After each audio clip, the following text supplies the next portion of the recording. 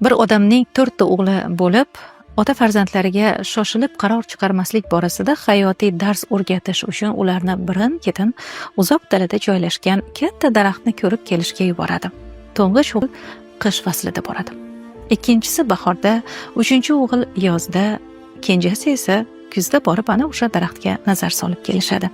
Barchalari daraxtni ko'rib kelishgach, otalari ulardan qani har biringiz ko'rganingizni aytib beringchi deydi.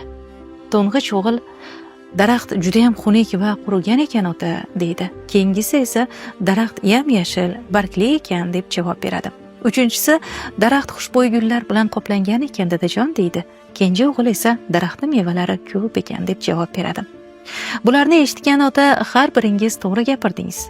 Chunki sizlar turli fasllarda borgansiz.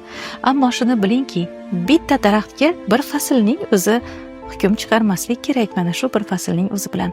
Agar qishdagi ko'rinishga ishonib, daraxt faqat quruq desangiz, uni bahordagi yashilligini, yozdagi go'zalligini, kuzdagi shirin mevalarni inkor qilib qo'ygan bo'lasiz. Xuddi shuningdek, insonni ham bir vaziyatda ko'rib hukm chiqarishga shoshilmanglar. Uni har tomonlama, har vaziyatda o'rganib chiqib, keyin xulosa chiqaring deb nasihat qilgan ekan ota.